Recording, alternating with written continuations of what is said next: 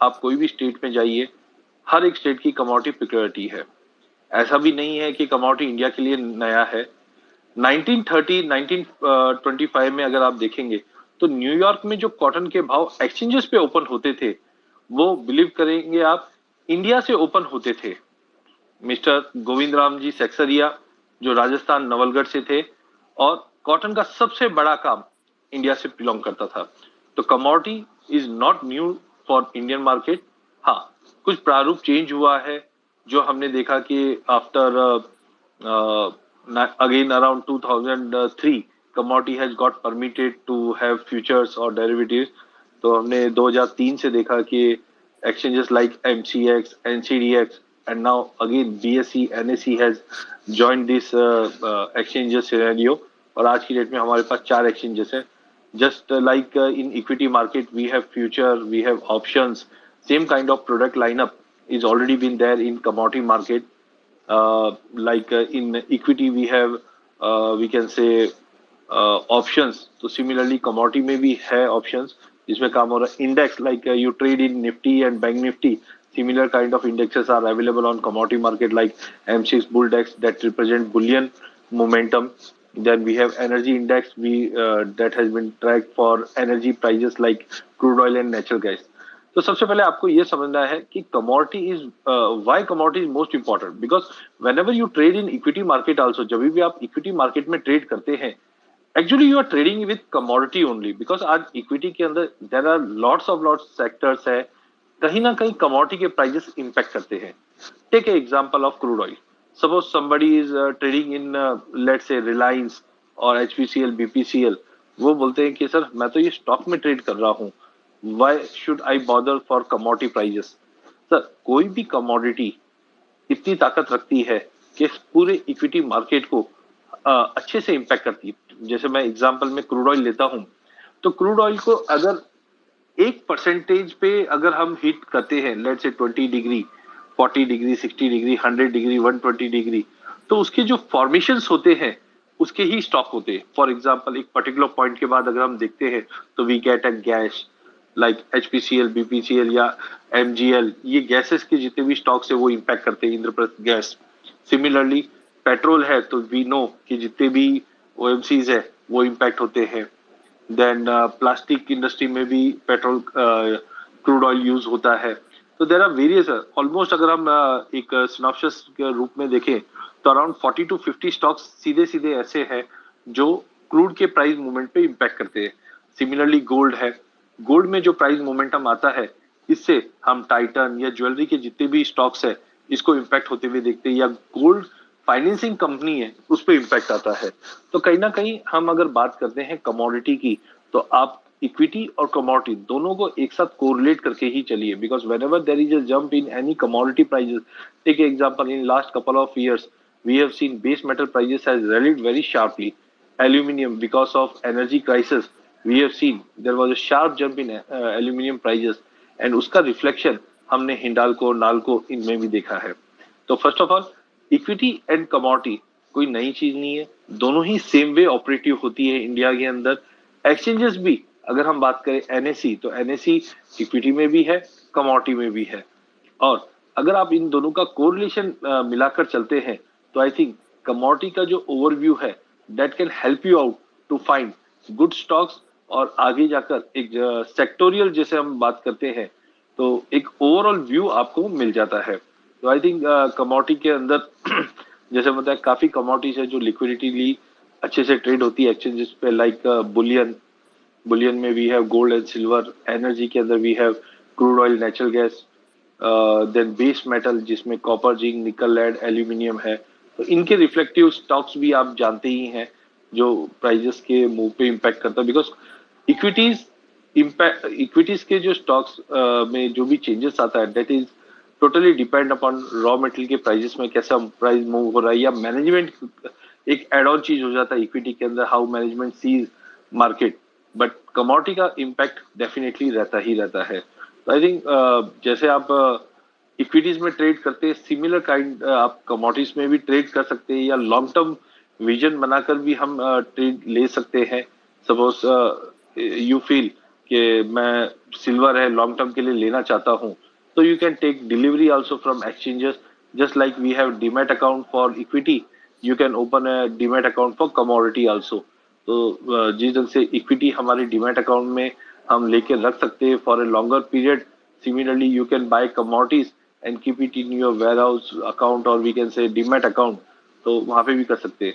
एक add on चीज ये भी है कमोडिटी में, नॉन एग्री के अलावा हमारे पास एग्री कमोडिटी भी है, because India is agriculture based country. और यहाँ पे हम देखते हैं जैसे आज मॉर्निंग में ही हमने वीट के ऊपर गवर्नमेंट के कुछ एक्शंस लाते हुए देखे बिकॉज ऑफ इन्फ्लेशन। तो एक अपॉर्चुनिटी बनती है कि आप इन्फ्लेशन में भी इन्वेस्ट कर सकते हैं, that is very new concept. Because हम लोग इक्विटी में इन्वेस्ट इसलिए करते हैं, we want to beat inflation, लेकिन हम कर क्या रहे हैं, we are not investing in inflation, we are trying to beat the inflation. But अगर आपके पास ऐसा कोई अपॉर्चुनिटी है कि आप इन्फ्लेशन में इन्वेस्ट कर सकते हैं, तो विच इज कमोडिटी, क्योंकि कमोडिटी के भाव बढ़ते हैं तो ही इन्फ्लेशन होता है। Take example of wheat, wheat ने अगर हम बात करें लास्ट 3 to 6 मंथ की, तो वीट में 13% से ज्यादा का इन्फ्लेशन आया है। तो rather than investing some other asset class to beat the inflation, आप डायरेक्टली इन्फ्लेशन मतलब वीट या कमोडिटी में डायरेक्ट इन्वेस्ट कर सकते हैं।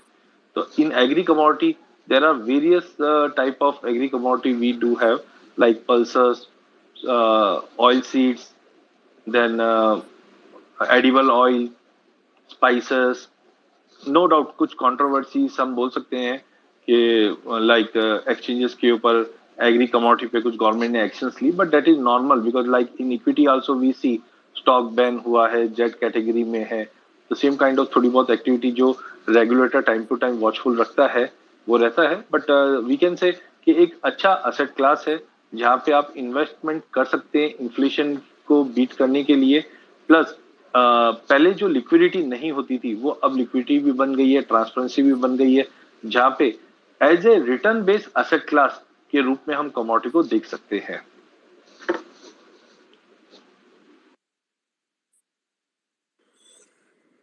Thank you very much Ajay ji for your introductory remarks. और अजय जी आपने बहुत ही दिलचस्प तरीके से एक नई डायमेंशन कमोडिटी मार्केट के बारे में हमें बताई कि भाई हम लोग कोई नए नहीं है, हमारी जो कमोडिटीज थी लंदन स्टॉक एक्सचेंज या जहां भी आपने अब्रॉड बताया, हमारी कमोडिटी के रेट से वहां पे रेट चलता था। तो ये हमारे लिए बहुत ही it's a matter of pride for us कि हमारा इस किस्म का एक हिस्ट्री रही है और we should be proud of it. Ajay ji एक जो धारणा है कमोडिटी के बारे में वो ये है कि ये बहुत वॉलेटाइल होती हैं और इसमें आम आदमी को बहुत कॉशन के साथ ट्रेड करना चाहिए। अभी जैसे पीछे हमने देखा कि निकल में कैसे सारी दुनिया में कोहराम मच गया था और उसके प्राइसेस इतने ऊपर चले गए और उसकी जो उसका जो उसका प्राइस के अलावा जो उसका मार्जिन था वो बहुत ही अधिक हो गया था, जिसको कि अफोर्ड करना ही मुश्किल हो गया था। तो इस किस्म की जो चीजें कमोडिटीज के बारे में हैं और एग्री कमोडिटीज, जैसे मेरा ब्रोकर है कोटक, तो अभी वो एग्री कमोडिटीज की एक्सेस नहीं देता है हम लोगों को। तो ये कुछ चीजों के बारे में, वॉलेटिलिटी के बारे में और जो कमोडिटी में आम आदमी कैसे ट्रेड करे, ये थोड़ा सा आप और हम लोगों को एनलाइटन कीजिए प्लीज। काफी अच्छा सवाल था राजू जी, और डेफिनेटली अगर आप देखेंगे तो जिस ढंग से वॉलेटिलिटी बढ़ी है, देखिए वॉलेटिलिटी मैं समझता हूं जब कोई चीज की हमको जानकारी नहीं होती है और कुछ मार्केट में हिडन इंफॉर्मेशन जब आती है तो वॉलेटिलिटी बढ़ती है, और ये कोई नई नहीं है। आज यही चीज इक्विटी में भी होती है, करेंसी में भी होती है। टेक एग्जांपल ऑफ करेंसी, अगर 6 महीने में हम देखें तो रुपी हैज गेन फ्रॉम अराउंड 3, अगर हम 3 to 4 मंथ्स की बात करें तो 72 वाला रुपी अगर 78 हो सकता है तो दिस इज व्हाट ही करेंसी में हम इतने मूवमेंट नहीं देखते, but we know the reason कि जिस ढंग से crude oil prices is around $100, तो डेफिनेटली वीकनेस दिखना चाहिए। इन्फ्लेशन है जो 6.8 के ऊपर है तो दिखना चाहिए। तो मतलब जब हमारे पास इंफॉर्मेशन होती है तो वॉलिटिलिटी डेफिनेटली हमारे फेवर में थी। आज इक्विटी मार्केट में there are N number of stocks जहां पे आप देखते हैं कि दिन में 15-15, 20-20% की तेजी बनती होती है, या बिटकॉइंस होते हैं। तो सिमिलरली जैसे मैं बताया ये एक एसेट क्लास ही है, कोई नया चीज नहीं है। हाँ, ये जरूर है हमने इससे पहले कभी सोने में 10% की तेजी मंदी नहीं देखी है, तो वी सरप्राइज कि अरे गोल्ड में भी ऐसा मूव होता है। Take example of petrol prices. आज हम देखते हैं कि petrol is also a commodity.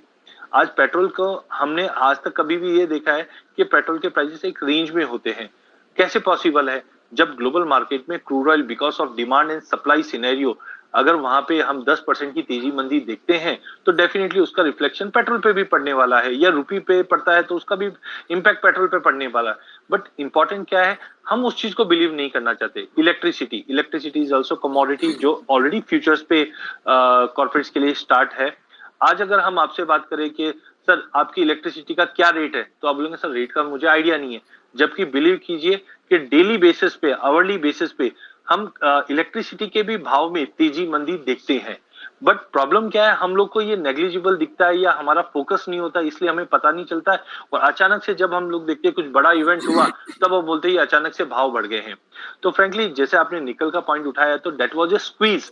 Market में एक स्क्वीज या ट्रैप हम एक तरह से बोल सकते थे क्रिएट हुआ। That was because of this geopolitical tension. As we know कि Russia plays a very key role in many commodities, let it be agri commodity, let it be non agri commodity. तो जैसे ही हमने देखा कि ये Russia वाला जो event arise हुआ तो commodities like aluminium, platinum, gold और निकल, ये सब पे इंपैक्ट पड़ता हुआ दिखाई दिया। तो कहने का मतलब है कमोडिटी मार्केट में कभी भी ऐसा कुछ बड़ा रैली अप होता है तो there will be a sign. आपको समझना है क्या साइन है। Take example of gold. आज हम देखते हैं कि गोल्ड के प्राइसेस लास्ट 15 डेज के अंदर काफी अच्छे फॉल आ गए हैं, 50,000 तक का भाव आ गया है। We have seen around 4,000 rupees fall on domestic market, where around $200 from 2000 to 1800 almost we have seen in international prices. अब होता क्या है, this is just missing information when you have inflation जो 40 साल के हाई पे है। अब अगर इंटरेस्ट रेट हाइक होता है तो डेट मीन्स कि इकोनॉमी को कहीं ना कहीं रिसेशन का खतरा है। और थंब रूल यही है कि जब भी रिसेशन और इन्फ्लेशन कंसर्निंग होता है तो सेफ हेवन बाइंग गोल्ड में होता है। Despite that we have seen कि हाँ थोड़े से अदर फैक्टर्स है like dollar index is on 22 years high, bond yield है ये भी बढ़ रहे हैं, जिसके चलते हमने देखा टेम्पररी गोल्ड में एक सेल ऑफ है बिकॉज अदर जो असेट क्लास है उनमें गिरावट है, उसका एक कैस्केडिंग इफेक्ट हमने equity, commodity, bitcoins, agree commodity सभी में हमने आते हुए देखा है। तो ये टेम्पररी फॉल है, लेकिन एज यू नो कि इन्फ्लेशन अगर हायर साइड पे रहेगा तो डेफिनेटली इसका इंपैक्ट पॉजिटिवली गोल्ड पे पड़ेगा। तो वॉलिटिलिटी आई थिंक जैसे हम इक्विटीज में देखते हैं, करेंसीज में देखते हैं, बिटकॉइंस में देखते हैं, उसके मुकाबले कमोडिटीज में काफी कम है। लेकिन अगर कोई जियोपॉलिटिकल टेंशन या कोई कंट्री वॉर सिचुएशन या ऐसा कुछ सिनेरियो बनता है तो डेफिनेटली उसका इंपैक्ट कमोडिटीज पे भी पड़ेगा। इससे पहले 2020 के अंदर हमने क्रूड ऑयल में देखा था। अब क्रूड ऑयल में जनरली हम देखते हैं कि commodity never goes in negative, but that was a situation create, एक ब्लैक स्वान इवेंट था कि मार्केट में क्रूड अवेलेबल है, सबने बाय करके रखा है, बट रखने के लिए जगह नहीं है और सामने डिलीवरी आ रही है। तो दैट वाज अ स्पाइक कि हमने नेगेटिव में ट्रेड होते हुए देखा, बट आज again we are in normal condition. तो कहने का मतलब ऐसे इवेंट जैसे हम इक्विटीज में देखते हैं, करेंसीज में देखते हैं, डेफिनेटली कमोडिटीज में वो चीज होगी because this is again asset class. तो कोई नया चीज नहीं है कि इन अ डे अगर आप 10-20%, take example of natural gas, no one has expected कि नेचुरल गैस प्राइजेस $8 तक चले जाएगा वापस। हमने देखा था 2006-07 के अंदर प्राइजेस में ऐसा मूव दिखा था।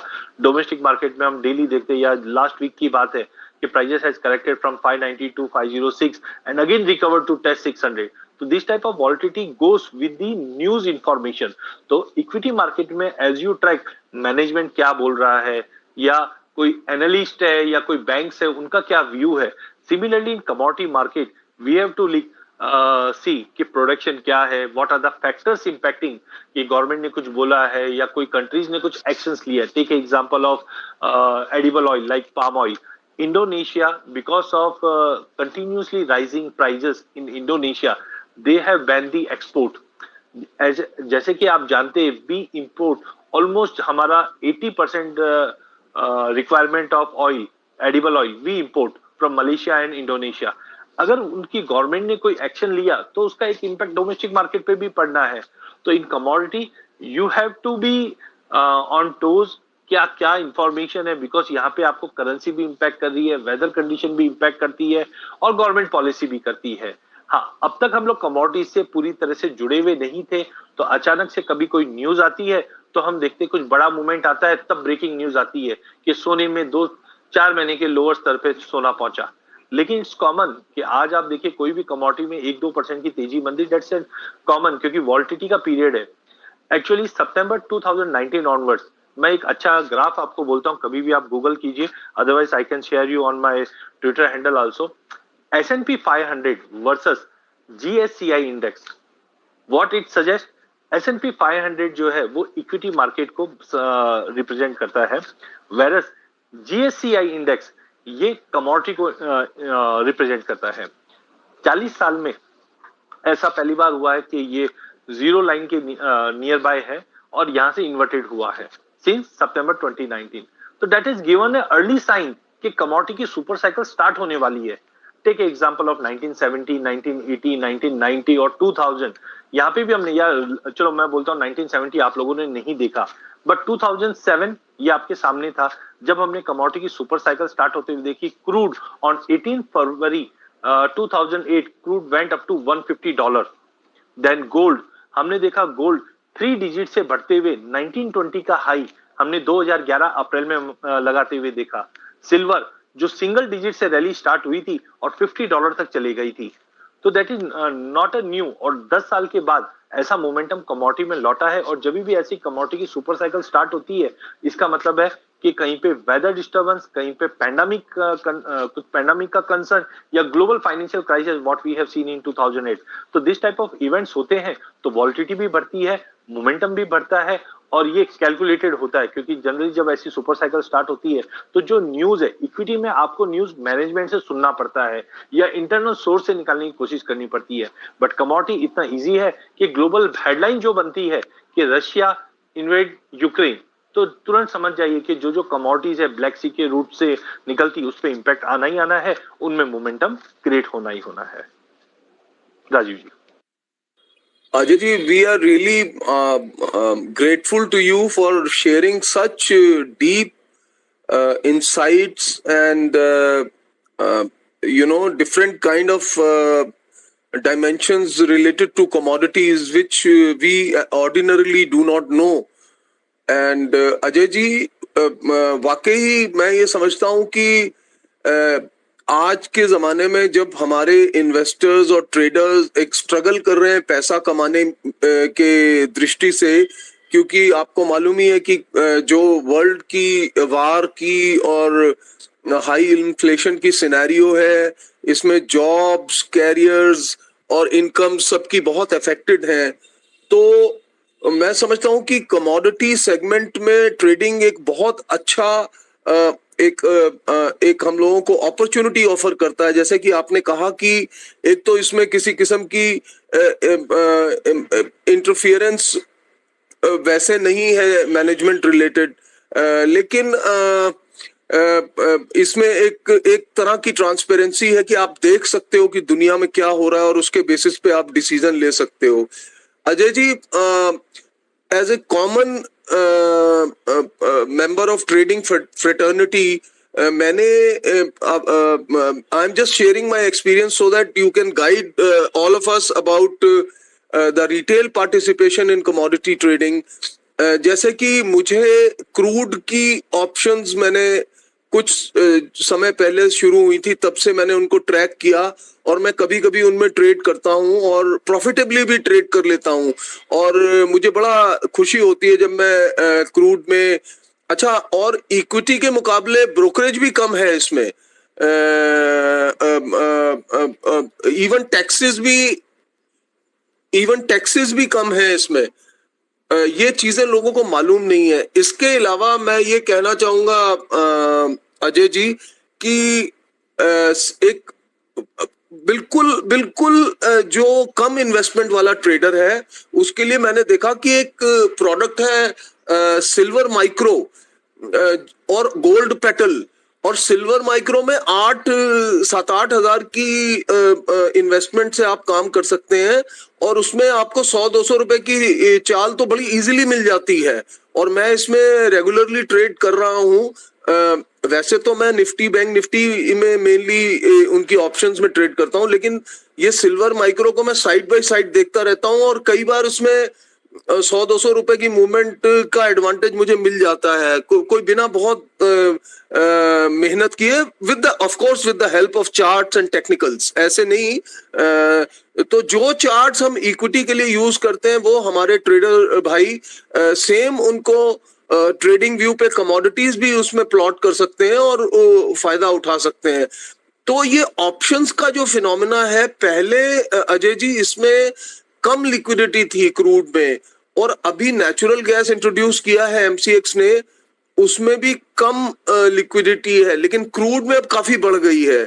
तो आप जो रिटेल पॉइंट ऑफ व्यू से जो ऑर्डिनरी ट्रेडर है, जो मैंने प्रोडक्ट्स बताए और कुछ बातें आप इस विषय में बता के हम लोगों को जागरूक करें कि हम लोग कैसे अच्छा पैसा इस कमोडिटी ट्रेडिंग के द्वारा कमा सकते हैं। और हमारी स्पेस का पर्पस भी यही है कि जो हमारे ऑर्डिनरी ट्रेडर हैं, इन्वेस्टर हैं, वो कैसे एक एडिशनल आज के युग में अपनी घर गृहस्थी चलाने के लिए, अपनी नीड्स पूरी करने के लिए, अपनी ईएमआई का पैसा देने के लिए कमोडिटीज का फायदा उठा के कैसे हम लोग अपने को समृद्ध कर सकें और अपने जीवन को खुशहाल कर सकें। धन्यवाद राजू जी। लेकिन आपका जो सवाल है वो आपने, जैसे वो बचपन में हमने कहानी सुनी कि भगवान से एक वर मांगना है, बट उसमें सभी चीज मांगनी है। तो आपने एक ही सवाल में सारे सवाल एक साथ ही पूछ लिए है। तो बहुत बहुत धन्यवाद कि आपने सब चीज कवर कर ली है। तो मुझे लगता है सबसे इंपॉर्टेंट जो है इसके अंदर होता है एक्सपीरियंस। देखिए, जब आपका एक्सपीरियंस अच्छा होगा तो डेफिनेटली चीजें भी अच्छी दिखेगी। तो आपका एक पॉइंट मैं स्टार्ट से लेता हूं जहां पे आपने बताया था ब्रोकरेज के ऊपर। मैं समझता हूं कि जैसे हम बात करते हैं क्रिकेट की, तो क्रिकेट के अंदर जो क्लास क्रिकेट होता है वो एक्चुअली होता है test cricket. But to be very frank, जो एंजाइटी मार्केट में क्रिएट हो चुकी है उसके चलते सबको T20 अच्छा लगता है। लेकिन आप एक्चुअली देखिए कि T20 की वजह से जो क्लास ऑफ क्रिकेट है वो धीरे धीरे खत्म होते जा रहा है। ठीक है, एंजाइटी आपको एंजॉय दिखाएगी, टाइमिंग दिखाएगी, बट आगे जाके मजा नहीं आएगा। वैसे ही अगर हम ब्रोकरेजेस की बात करें, आज देयर आर मेनी प्लेटफॉर्म जो जीरो ब्रोकरेज देती है, लेकिन आप समझिए आपका जो एक्सपीरियंस है वो खराब हो रहा है। आज कमोडिटी या financial market, equity, currency, this are very, हम बोल सकते हैं सोफिस्टिकेटेड प्रोडक्ट्स है ये। अब होता क्या है कि कुछ मैं अगेंस्ट नहीं हूं क्योंकि देखिए कमोडिटी मार्केट है, जैसे आपने कहा माइक्रो, मतलब इवन गोल्ड के लिए we have a gold petal. तो मतलब सबको कैटर करने के लिए हर प्रोडक्ट है कि छोटे के लिए हमारे पास पेटल है तो बड़े के लिए बड़ा गोल्ड भी है। वॉल्टिटी वालों के लिए नेचुरल गैस है, जिनको वॉल्टिटी नहीं चाहिए उनके लिए अदर प्रोडक्ट्स भी अवेलेबल है। लेकिन सबसे इंपॉर्टेंट है आप लोगों का एक्सपीरियंस। तो आई वुड रिक्वेस्ट कि देखिए, अगर आप कोई प्रोडक्ट लाइन को नहीं जानते हैं या कोई एसेट क्लास को नहीं जानते हैं तो आपके पास एक अच्छा एडवाइजर होना चाहिए। मैं इंपॉर्टेंट देता हूं, जो 2 साल में हमने लॉकडाउन में देखा, तो महाभारत तो सबने देखी होगी। तो यहाँ पे आपका काम है कि आपको सर से शकुनी चाहिए या श्री कृष्णा चाहिए।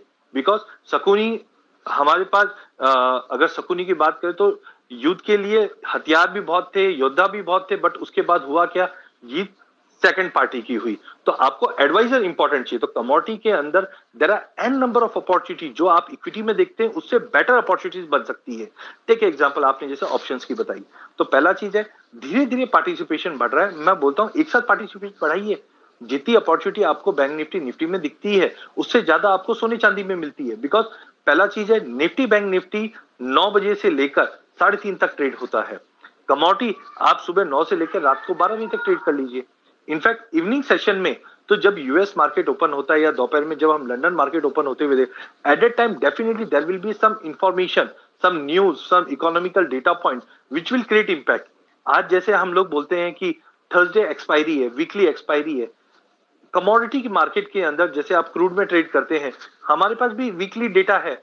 आज ईआईए आईए के जो इन्वेंट्री डेटा आते हैं वो एवरी वेडनेसडे मिलते हैं हमें, कुछ ना कुछ प्राइसेस में इंपैक्ट करता है। दोपहर में एलएमई के स्टॉक आते हैं, तो जितने इवेंट्स कमोडिटी में बनते हैं उतने तो इक्विटी में नहीं बनते हैं।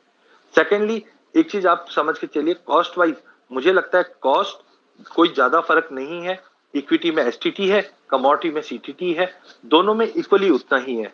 ब्रोकरेज थोड़ा बहुत 19-20 का फर्क होगा, लेकिन मुझे लगता है कि अगर आपका एक्सपीरियंस अच्छा होना है तो आपका ब्रोकर अच्छा होना चाहिए जो आपको अच्छे से समझाए, ना कि ट्रेडिंग पॉइंट ऑफ व्यू से, जबकि इन्वेस्टिंग पॉइंट ऑफ व्यू से आप कमोडिटीज को देखें। आज ऑप्शंस के अंदर जिस ढंग से कमोडिटीज के अंदर वॉलिटिलिटी बनी हुई है, नेचुरल गैस है, एक ही दिन में हम 50-60 रुपए की तेजी मंदी देख रहे हैं। There are N number of charting tools, जैसे आपने ट्रेडिंग व्यू का नाम लिया, तो there are N number of technical indicators which can guide you in advance कि अब जाके मोमेंटम आने वाला है। Take example of Bollinger band, जैसे आप इक्विटीज में यूज करते हैं या करेंसी में यूज करते हैं, you can simultaneously use in commodity also whenever there is a squeeze in Bollinger Band। कभी भी बॉलिंगर बैंड के अंदर अगर स्क्वीज है, आप क्या कीजिए, कॉल और पुट दोनों ले लीजिए। और नेचुरल गैस 20-20 रुपया तेजी मंदी करती है, आराम से आप पोजिशन कमोडिटी में बना सकते हैं।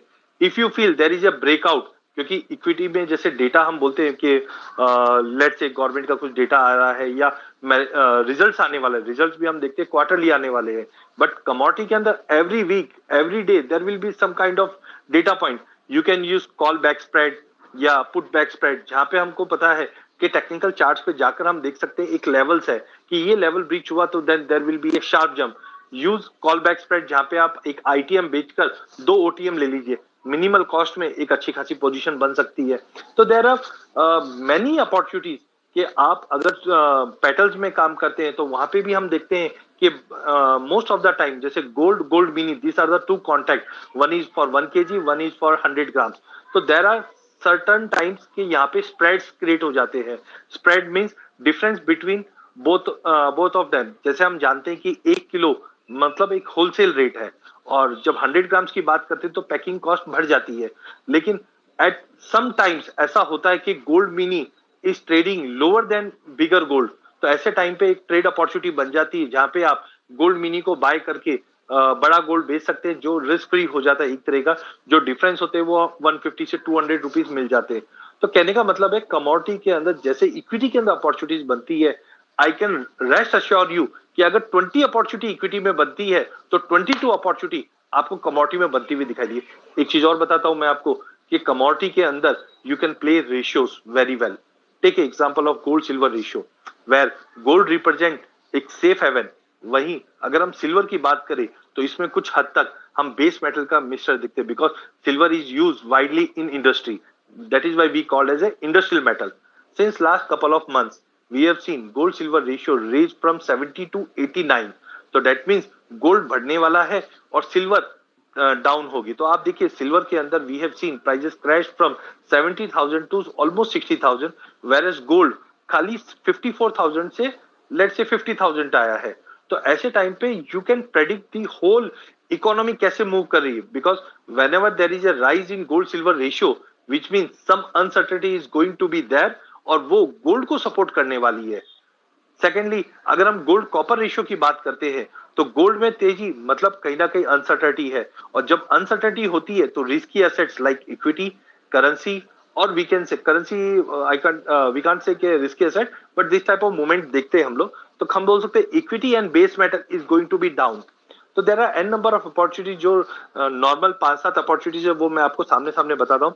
जस्ट लाइक फ्यूचर आप इक्विटी में ट्रेड करते हैं वैसे फ्यूचर्स में आप ट्रेड कर सकते हैं।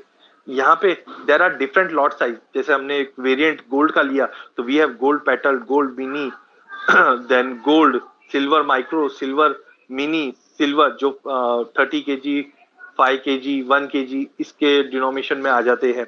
We have options on gold mini, then natural gas, crude, copper, इनमें भी है। लेकिन जब आप लोगों का पार्टिसिपेशन बढ़ेगा तो डेफिनेटली लिक्विडिटी भी बढ़ेगी।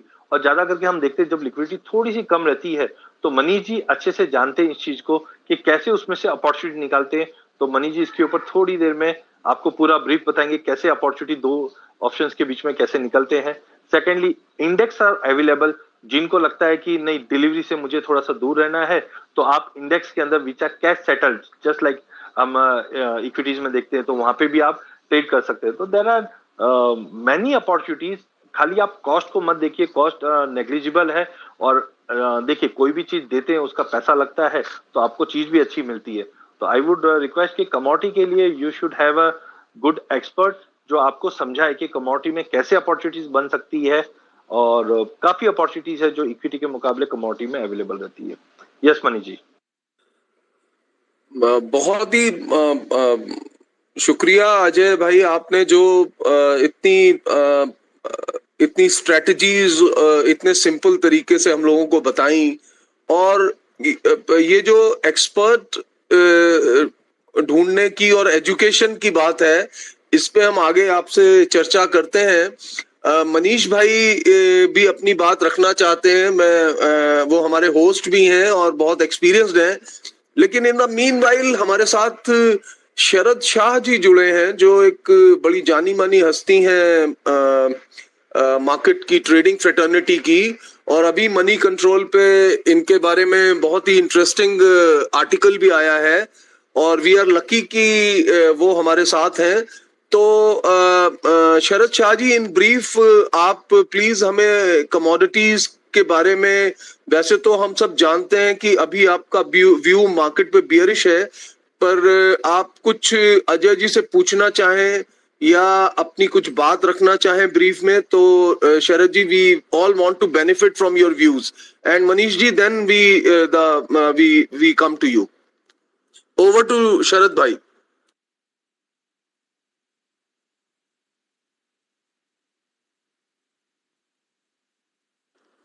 शरद भाई आप बोलेंगे? आप हैं अवेलेबल?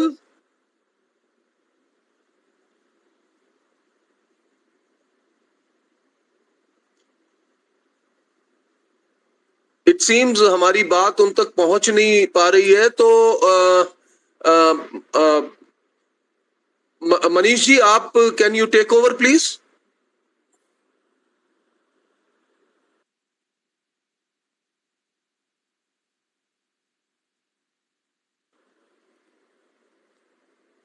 क्या मैं ऑडिबल हूं जी? Am I yes you are audible to audible. Everybody?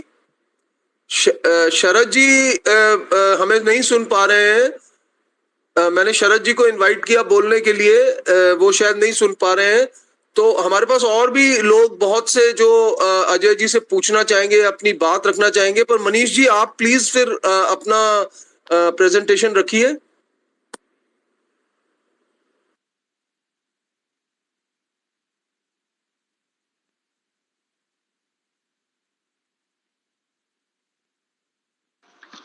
I think Manish ji आप एक बार सेटिंग्स में देखिए, मेरे को भी कुछ इश्यू हुआ था, माइक स्टार्ट नहीं हुआ था। तो एक बार सेटिंग्स में जाके ऑल परमिट कीजिए, मेरे ख्याल से आपको वो नहीं, इश्यू हुआ था। मेरी आवाज तो आ रही है ना जी? हाँ राजीव जी, आपकी आवाज बिल्कुल आ रही है। तो ये मनीष जी क्यों नहीं बोल पा रहे हैं? और शरद जी भी नहीं, शरद जी को भी मैंने रिक्वेस्ट किया है, वो भी नहीं बोल रहे हैं। मेरे ख्याल से कुछ सेटिंग का इश्यू होगा। विशाल जी कुछ बोलना चाहते थे। हैं? तो फिर हम तब तक, हमारे पास विशाल जी हैं। मैं विशाल जी अगर बोल सकते हैं तो मैं विशाल जी को इनवाइट करता हूं बोलने के लिए, अगर वो सुन रहे हैं मेरी बात। विशाल जी, आप अजय जी से कुछ पूछना चाहते हैं?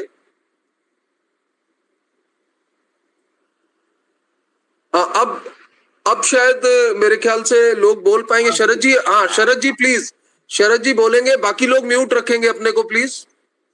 आपने सबको म्यूट कर दिया था, वो तकलीफ था। Okay, anyway, according to me, equities is only 30% of commodities. Commodities is a huge field. Huge meaning huge field. Agri ले लो, बेस मेटल, प्रेशियस मेटल, बहुत बड़ा फील्ड है। अगर किसी को बहुत बड़ा पैसा कमाना है तो वो कमोडिटीज में ही करना चाहिए। इक्विटीज तो क्या है, एक बहुत ही छोटा सा मार्केट है, और कमोडिटी दिन रात चलता है, रात को 1:30 बजे तक चलता है और सुबह में 3:30 बजे खुल जाता है। 2 घंटा बंद रहता है, बाकी सब चालू रहता है। इसमें आप ट्रेड करते हो तो राइट जाते हो तो बहुत ही बड़ा पैसा आता है, बहुत बड़ा पैसा आता है। ये ले बेच का मैं बात नहीं करता हूँ कि आपने 50 में लिया और 51 में बेचा, वो नहीं। 50 में लिया, 100 में बेचा, वैसा। मैं पहले बहुत करता था कमोडिटी में, बहुत ही। ये एमसीएक्स में ये जो तकलीफ आया था उनको, वो मेरे कारण ही आया था। एक बाजू मैं था, एक बाजू ये जिग्नेश था, तो लंबा शॉट था मेरा, तो वो हार गया था। Okay, anyway, I have made most of my monies in commodities, meaning big money. वो चिल्लर सब इक्विटी में बनता है, बट कमोडिटीज में बहुत पैसा है, बहुत पैसा। If you get it right now, I am, हाँ, मैंने फिर कमोडिटी 2014 में बंद कर दिया, क्योंकि रात का नींद खराब होता था, बहुत तकलीफें पाता था, रात को नींद नहीं आती थी, तो इसके लिए बंद कर दिया। और ज्यादातर मूवमेंट रात को ही आता है। क्रूड में आता है 10:30 बजे और गोल्ड में आता है 11 बजे generally. So I stopped it, but I feel कि इक्विटी कुछ भी नहीं है, कुछ भी नहीं है। Commodity is the place where one should be, youngster should play. और ये बहुत सिंपल है। गोल्ड है, लेना है या बेचना है, उसका कोई फंडामेंटल ऐसा कुछ नहीं है कि चेंज होएगा ना ये होएगा। डिमांड एंड सप्लाई पे चलता है बस। और जो अजय भाई बोले डाटा पॉइंट्स, वो डाटा पॉइंट्स भी कुछ नहीं है, सिर्फ डिमांड सप्लाई को एग्जाबरेट करते हैं वो। So having said that, commodities is a very good place, and believe me, you can make, मतलब अरबों रुपया आप बना सकते हो उसमें। इक्विटी में नहीं बना सकते हो। इक्विटी में लाख, करोड़, 10 करोड़ मैक्स। कमोडिटी अगर खेलोगे तो बहुत ही रुपया मिलेगा। और पिछले 2-3 सालों से मैंने सुना है, नोटिस किया है, options are available in commodities. So one can beautifully hedge their bets, go to sleep, make money, enjoy.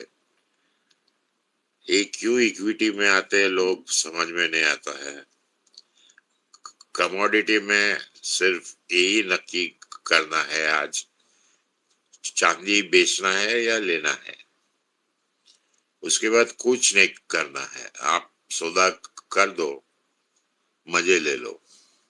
मैं चांदी खेलता था 30-30 हजार किलो, गोल्ड खेलता था 1000 किलो, क्रूड 4 लाख का लिमिट था, वो पूरा लिमिट वापरता था, उतना मैं बड़ा करता था। फिर बाद में नींद was very important, and anyway I had health issues and all that, so I stopped it. But if आज के तारीख में भी मुझे बहुत ही मन करता है कि मैं कमोडिटी में ही ट्रेड करूं, ना कि इक्विटीज में, जो कि वो बहुत इक्विटीज एक बहुत छोटा सा समंदर है, वो ओशन है वो commodities. That's all I think Ajay bhai. Thank you so much sir, thank you. Sharad ji thank you very much. आपने हमें आपकी इस डायमेंशन का, आपकी पर्सनालिटी का नहीं पता था कि आपने जो इस कमोडिटी सेगमेंट से इतना ट्रेडिंग किया और इतना फायदा उठाया। और आपकी बात से all of us are very inspired. आपने हमें बहुत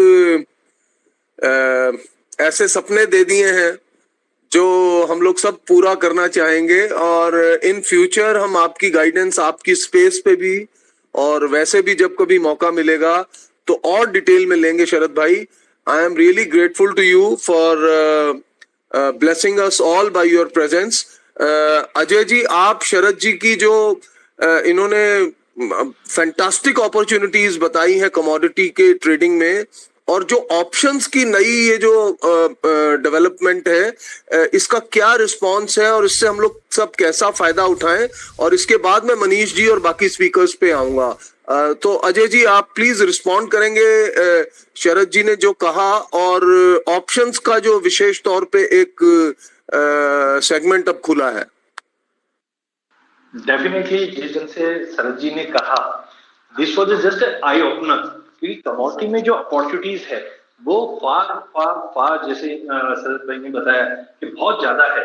but you have to understand कि कहाँ रिस्क है। जैसे शरद भाई ने कहा कि आपको ये समझना है कि मार्केट में तेजी करनी है या मंदी, बिकॉज इक्विटी में भी से कि हमेशा मार्केट अप डाउन दिखता है, बट कमोडिटी एक रैली अप रहती है। मतलब जब एक रैली स्टार्ट होती है तो वो कंटिन्यू चलती है, लंबे समय तक चलती है। तो just you have to understand कि कहाँ पे मार्केट का सिनेरियो मूव कर रहा है। एंड फ्रेंकली जिस ढंग से इन्होंने बताया कि इतना बड़ा मार्केट है, ये खुद सर भाई काफी बड़े ट्रेड्स लेते हैं और काफी जानते हैं मार्केट को अच्छे से। तो दोनों रिस्क एंड रिवॉर्ड दोनों ही चीज मार्केट में अवेलेबल है।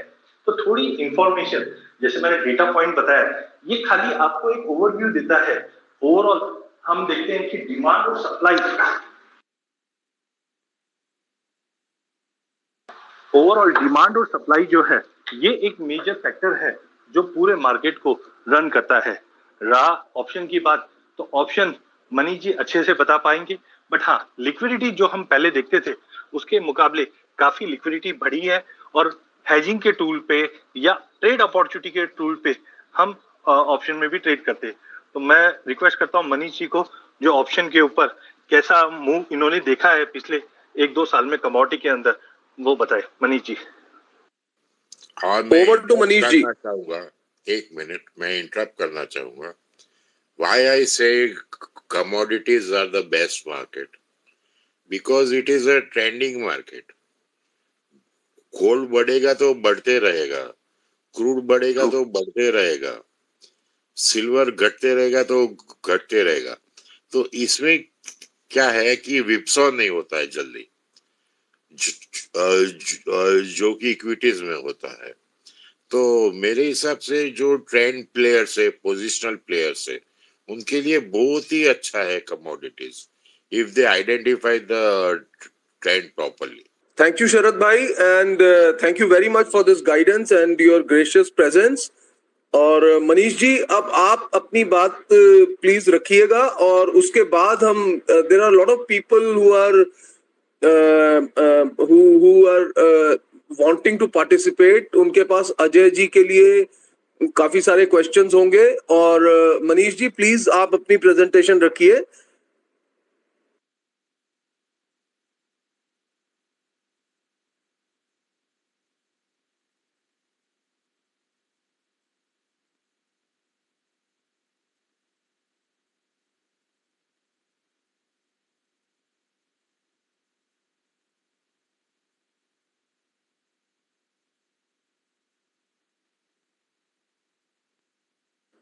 मनीष जी, आप अपनी प्रेजेंटेशन रखिए।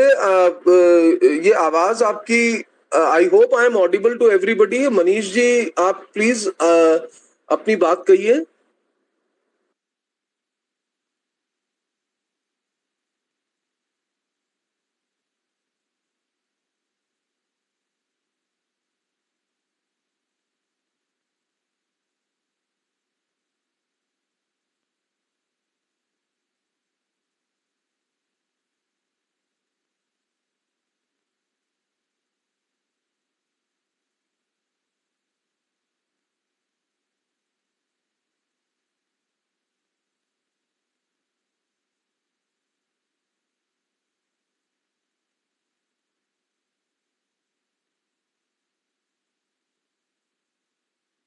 मुझे लगता है कि मनीष जी के माइक में कुछ प्रॉब्लम है।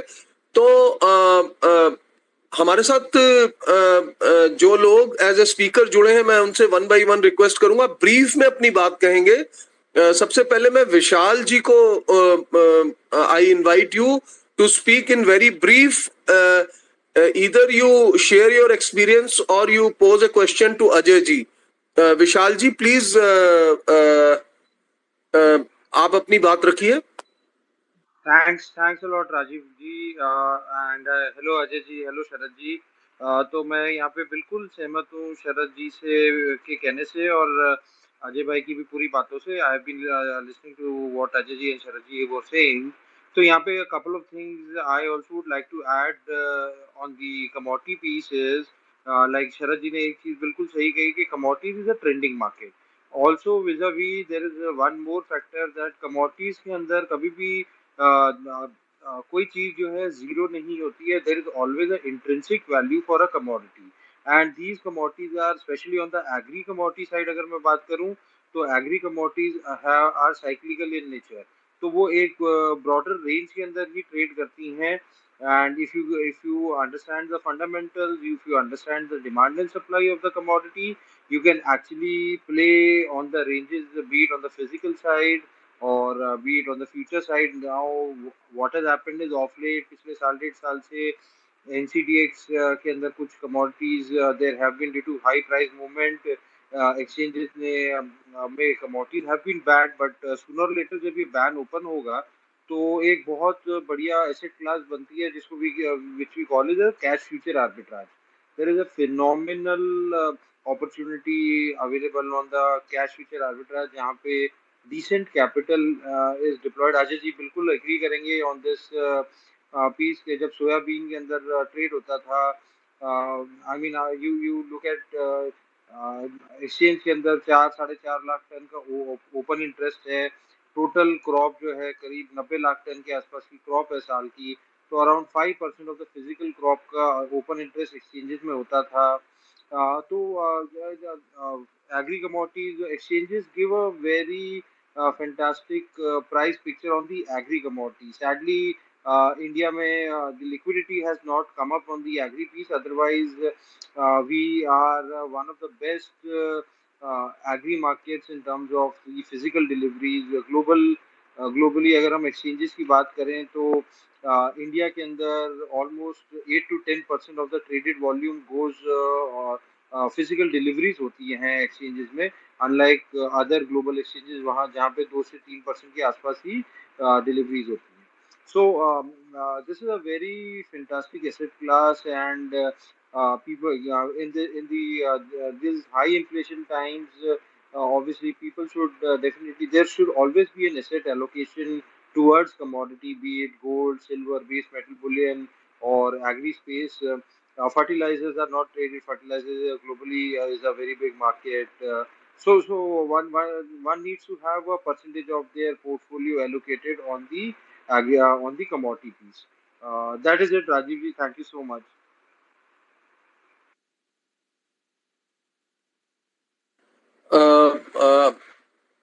अजय जी, आई होप कि आपके पास टाइम का थोड़ा सा फ्रीडम और है, सो दैट और जो कुछ लोग बोलना चाहें आप हमारे साथ जुड़े रहेंगे। अगर मनीष जी का माइक ठीक हो गया है तो मनीष जी प्लीज आप अपनी बात रखिए।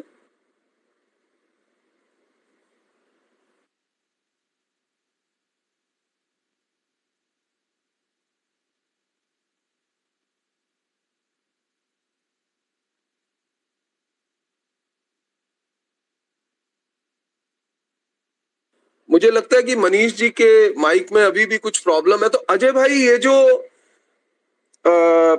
कुछ पॉइंट्स शरद जी ने और विशाल ने उठाए हैं, तो ये जो हमें कमोडिटी सेगमेंट में अजय जी जो आपने सजेस्ट किया कि एक एक्सपर्ट की राय में हमें चलना चाहिए, तो आप जैसे एक्सपर्ट्स या आप जैसी एजेंसीज या कंसल्टेंसी जैसे केडिया एडवाइजरी है, तो ऐसे एक आम व्यक्ति क्या इनको अफोर्ड कर सकता है, इनकी एडवाइजरी को?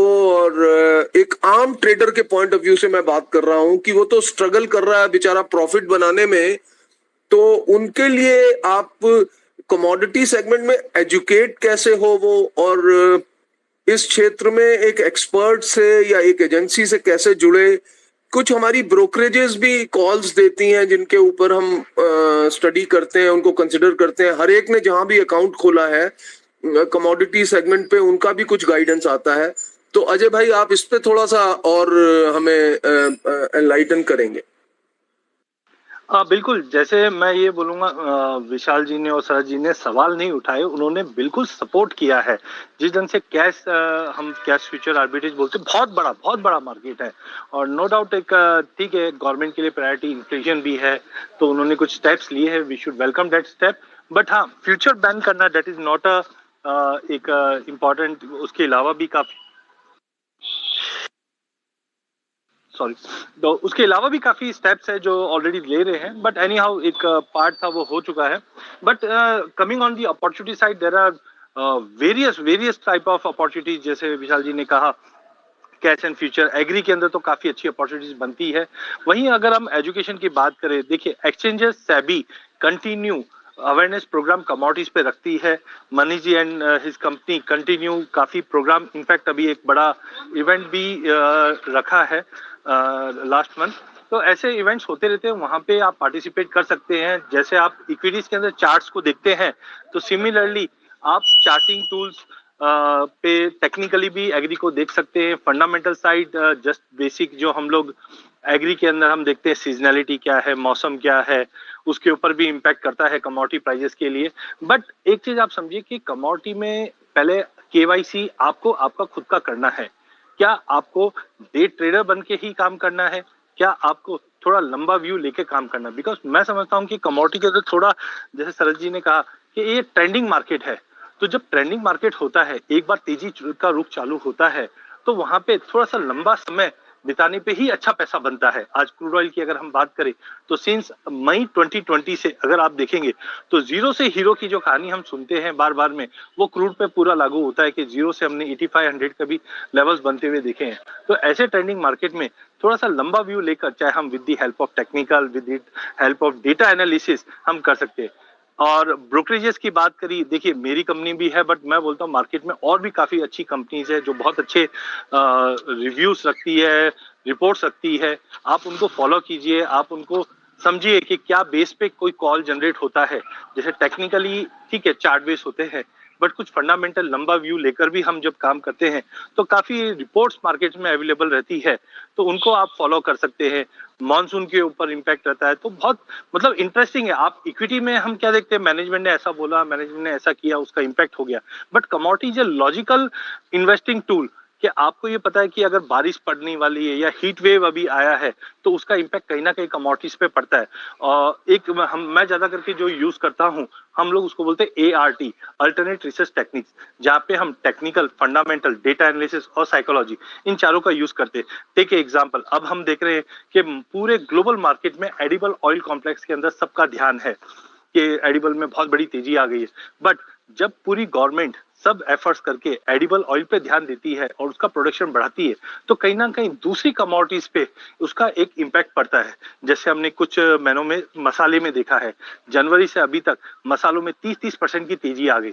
तो वो एक ऑल ऑफ अ सडन नहीं आई है, इसके पीछे पूरी एक हम बोल सकते हैं सिग्नल्स से, वो सिग्नल्स को समझना और उसके ऊपर एक्ट करना, दैट इज कमोडिटी। तो मुझे लगता है एजुकेशनल वाइज एक्सचेंज है, ब्रोकर्स है, काफी प्रोग्राम्स करते रहते हैं जहाँ पे आप पार्टिसिपेट कर सकते हैं। There are various channels also या जी बिजनेस पे भी हम देखते हैं कुछ डेडिकेटेड, जी बिजनेस, सीएनबीसी में डेडिकेटेड कमोडिटीज के शोज होते हैं। थोड़ा स्टार्ट कीजिए, देखना चालू कीजिए, दिन में आधा 1 घंटा देखिए तो आपको खुद को इंटरेस्ट आएगा, बिकॉज जो न्यूज और इम्पैक्टिंग इंफॉर्मेशन है वो थ्रू आउट द डे चलती रहती है। और जैसे सर जी ने भी बताया कि इवनिंग सेशन काफी इंपॉर्टेंट होता है। दिन में तो आप इक्विटी में बिजी रहते हैं, बट इवनिंग में हम अगर जनरिक न्यूज भी सुनते हैं तो उससे भी हमको कमोडिटी का एक ओवरऑल आइडिया मिल जाता है। Raju ji. Ajay bhai thank you very much, आपने जो इंसाइट्स दी।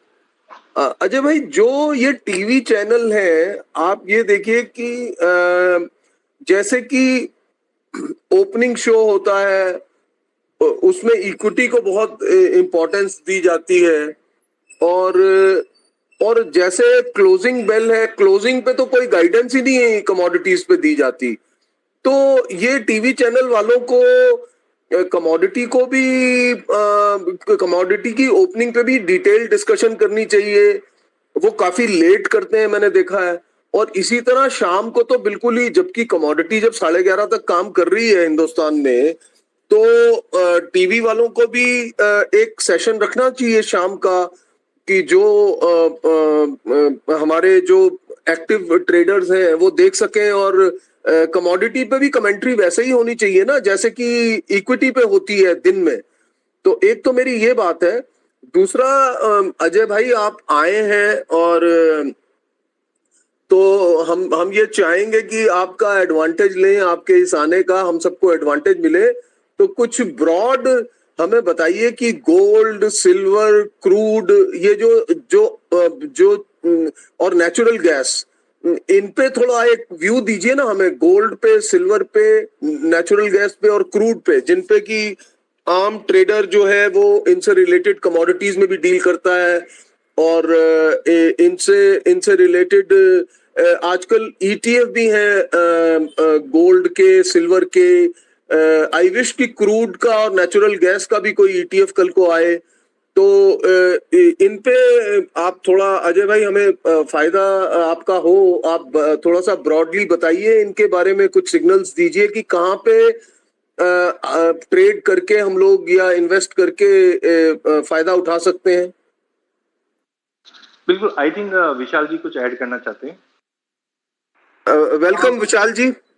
नहीं सर, मैं सिर्फ यहाँ पे एक इंट्रिंसिक रिस्क जो है वो एक वार्न करना चाह रहा था कि in past, like Ajay ji ने बात की, मसालों की बात की, तो तो क्या हुआ है कि इन पास्ट इंडियन एक्सचेंजेस में कुछ एग्री साइड में कुछ नैरो कमोडिटीज भी लिस्टेड हैं जिनकी मार्केट कैप जो है 1000, 2000, 5000 करोड़ से ज्यादा नहीं है। तो ऐसी कमोडिटीज में क्या होता है कि whenever they are listed, I mean everyone knows what happened in guar seed और धनिया में क्या हुआ या जीरा में क्या हुआ। तो people need to be, investors need to be a little cautious and not get carried away by the phenomenal exorbitant price rises or price falls in these commodities, क्योंकि बड़ी नैरो कमोडिटीज होती हैं तो smart money can just corner the open interest and try to jack up or jack down the prices. That's it. मेरा एक rule है, जमीन के एक रूल है, वो लगभग सबको फॉलो करना चाहिए। जमीन के ऊपर जितना भी कमोडिटीज है उसमें आपको नहीं खेलना चाहिए। गेहूं हुआ, ये जो एग्रीकल्चर, ये हो, खेलना ही नहीं चाहिए। मैंने लाइफ में नहीं खेला है सोयाबीन, एरंडा, वो सब। मैं सिर्फ खेलता हूँ जो जमीन के नीचे होता है।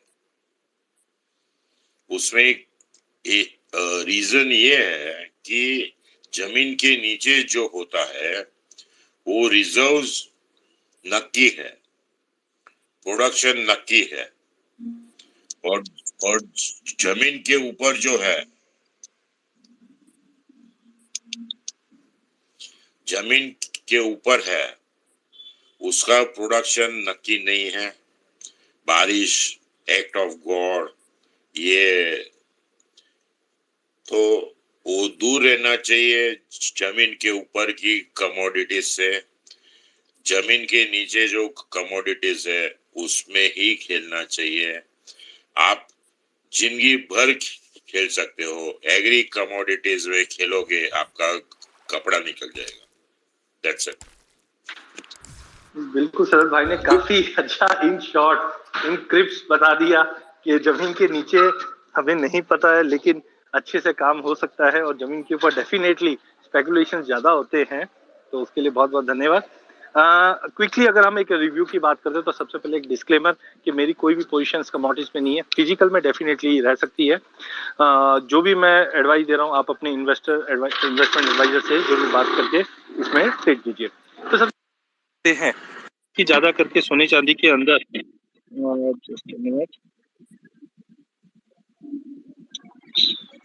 Sorry, I hope my voice Audible. तो अगर हम सबसे पहले अगर हम बुलियंस की बात करते हैं तो कहीं ना कहीं बुलियंस के अंदर जिस ढंग से हमने ग्लोबल मार्केट में इन्फ्लेशन बढ़ते हुए देख रहे हैं तो लॉन्ग टर्म व्यू तो डेफिनेटली एक स्ट्रांग दिखता है, बट टाइमिंग जिस ढंग से हॉकी स्टोन हमने ग्लोबल सेंट्रल बैंक से आते हुए देखा है ये कहीं ना कहीं प्रेशर लाता हुआ दिखता है, जिसके चलते हमने सोने चांदी में एक अच्छा खासा फॉल आते हुए देखा। गोल्ड में करीबन $200 का, चांदी में करीबन मोटा मोटी $5 का देखा है। बट आई थिंक अगर थोड़ा सा लंबा व्यू 6-8 महीने का लिया जाए तो आई थिंक प्राइजेस कहीं ना कहीं एक स्ट्रॉन्ग पॉजिटिव मूव बनाते हुआ दिखाई देगा। वहीं एनर्जी प्राइजेस की बात करें तो prices has rallied very well. Commodity की एक सिक्योरिटी ये भी होती है कि कोई भी कमोडिटी अपने एक्सट्रीम जोन से बाहर निकलती है तो कहीं ना कहीं गवर्नमेंट की नजर में जल्दी आ जाती है। तो अगर आप क्रूड में अगर आप देखते हैं तो क्रूड के अंदर अब कहीं ना कहीं ग्लोबल इकोनॉमी पीछे पड़ी है कि हम रिजर्व्स बढ़ाएं या रिजर्व्स का आउटफ्लो बढ़ाएं ताकि प्राइजेस कूल ऑफ होते हुए दिखाई दे।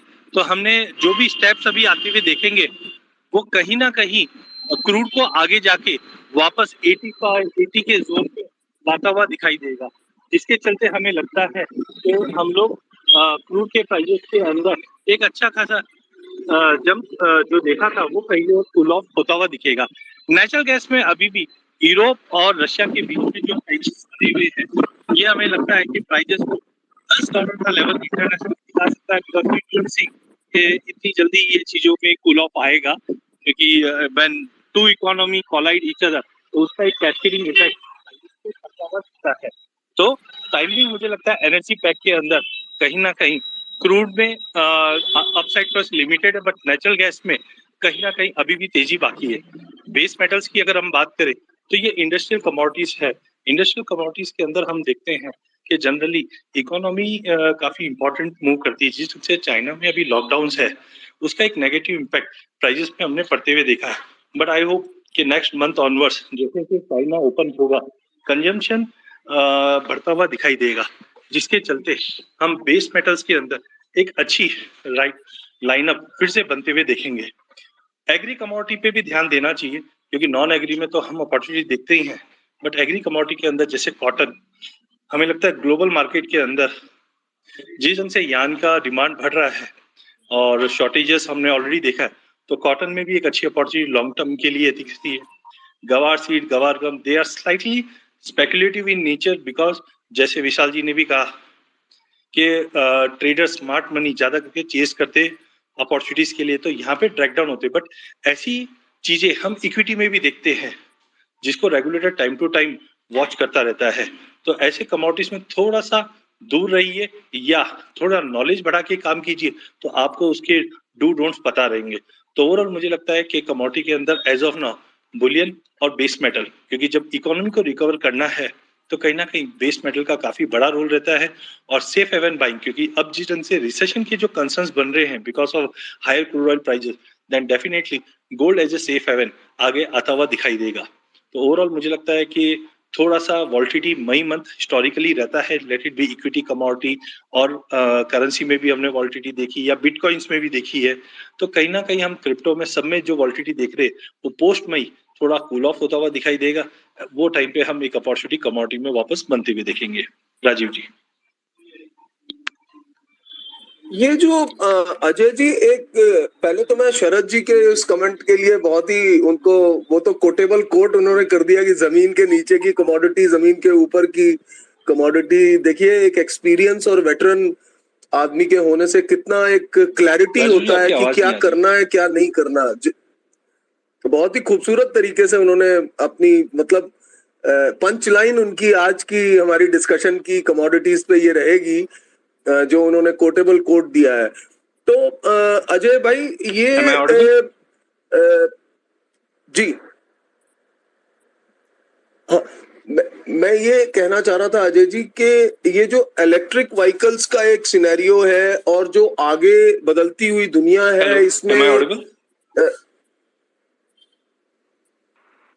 Ajay ji you are Audible. हाँ, एनर्जी ड्रिवन जो या ये जो सोलर एनर्जी और इस तरह की चीजें हैं, इनसे हमारी ये जो नेचुरल गैस है और क्रूड है, एक लॉन्ग टर्म विजन में इन पे क्या इम्पैक्ट होने वाला है अजय भाई?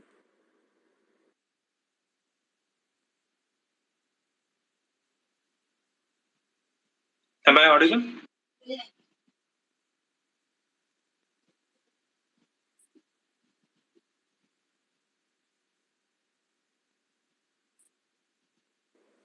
अजय जी आपको मेरा क्वेश्चन कम्युनिकेशन गैप को राजीव जी आपकी आवाज नहीं आ पा रही है। हाँ नहीं अजय जी, मैंने ये कहा कि ये जो सोलर एनर्जी और इलेक्ट्रिकल व्हीकल्स वगैरह की बातचीत है, इससे ये क्रूड और नेचुरल गैस कहाँ तक इम्पैक्ट होंगे? कुछ आप कुछ लॉन्ग टर्म विजन पे भी अपनी इंसाइट्स देंगे क्या? हेलो हेलो, हाँ, अभी भी मेरी आवाज नहीं आई अजय जी?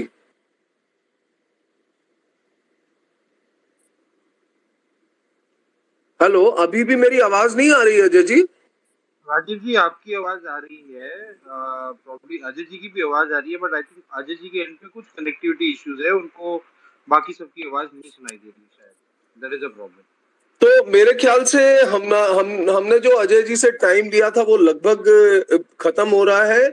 मैं अजय जी का, मनीष भाई टेक्निकल रीजन से नहीं जुड़ पाए, मैं आप सभी का बहुत बहुत शुक्रिया अदा करता हूं for joining us today. I hope it has been a very very useful session for everybody. और as we have lost connection with Ajay ji, we will personally thank him. Sharad bhai, thank you for your interjection and your very interesting remarks. विशाल जी, आपके भी remarks के लिए we are grateful.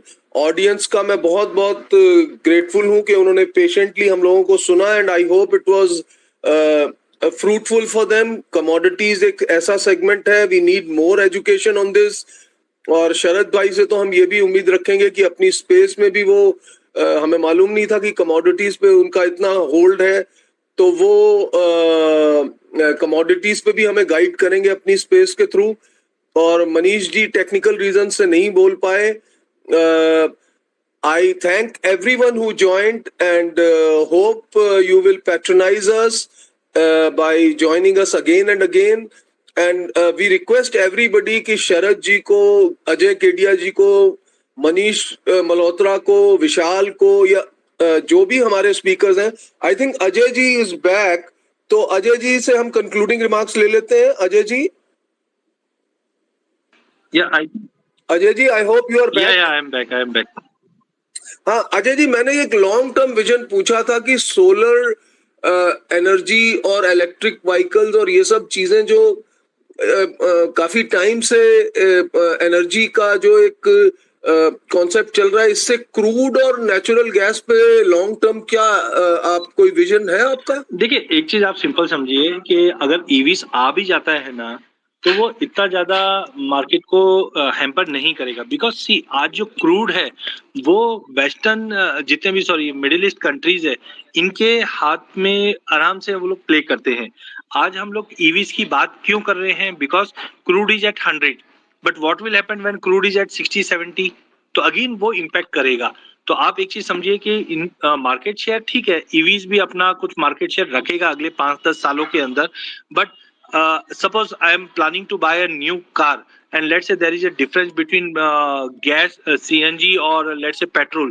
तो आज मुझे लगता है कि सीएनजी बेटर है, लेकिन जिस दिन अगर पेट्रोल के भाव नीचे आ जाएंगे तो मैं बोलूंगा वापस मैं पेट्रोल पे चले जाऊंगा। तो आई थिंक जो ईवीज है वो अपना मार्केट शेयर डेफिनेटली बनाएंगे, but don't relate with crude oil, because crude oil एक धीरे धीरे कम होते जा रही है प्रोडक्शन, जो कहीं ना कहीं आगे जाके प्राइस को ओवरलिफ्ट रखना ही है।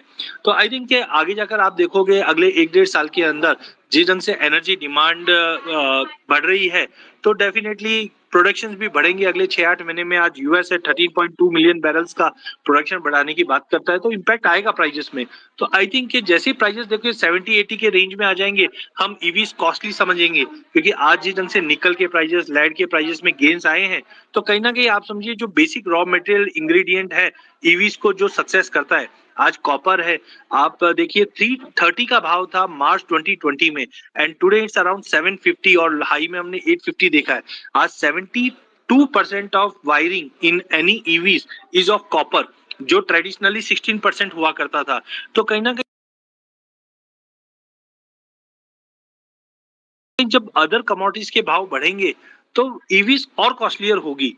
तो आई थिंक ये जो गेम है वो चलता रहेगा, बट आई थिंक के इतना बड़ा मार्केट शेयर में मतलब ईवीज एब्जॉर्ब हो जाएगी तो ऐसा इम्पैक्ट नहीं पड़ेगा।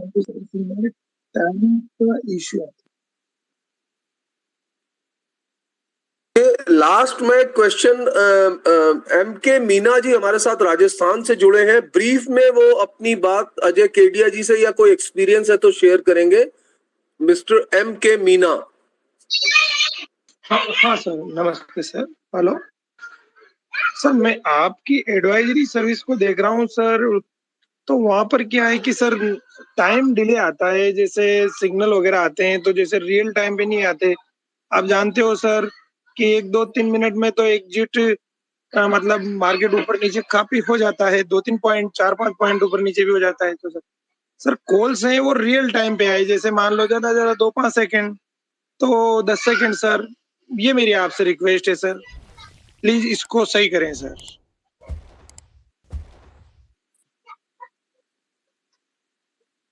Thank you sir. हाँ अजय जी प्लीज रिस्पॉन्ड कीजिएगा। देखिए मेरा कोई पब्लिक प्लेटफॉर्म्स पे ऐसे व्यूज चाहते नहीं है, बट डेफिनेटली अगर आप वेबसाइट पे जाके रजिस्टर करेंगे, जो टीम देखती है वो डेफिनेटली देखेंगे, बिकॉज पब्लिक प्लेटफॉर्म्स पे हम लोग कोई भी व्यूज नहीं है, क्योंकि मार्केट आज इतना डायनामिकली चेंजेस होता है, तो you should be in touch with the technology.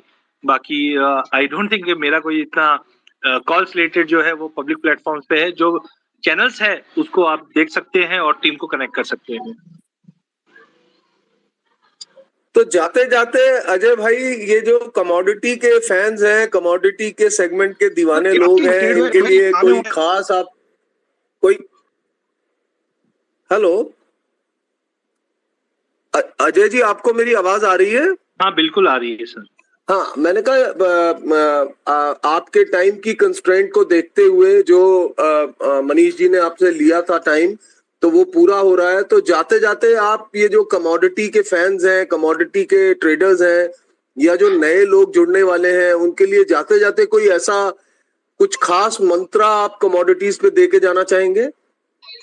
देखिए कमोडिटी जैसे सरल भाई ने कहा बहुत बहुत बहुत बड़ा मार्केट है, लेकिन उतना ही हमें कॉम्पिटेंट होना चाहिए, जिसके लिए अवेयरनेस बहुत जरूरी है। अगर आप मार्केट के हर नर्व्स को समझेंगे तो डेफिनेटली ये बहुत बड़ा फ्रूटफुल मार्केट है। तो आई थिंक कि नॉलेज इज मोस्ट इम्पॉर्टेंट, और कमोडिटी में अगर आपके पास आपका सारथी, आपका एडवाइजर सही है तो डेफिनेटली आप उसमें अच्छा बेनिफिट कर सकते हैं।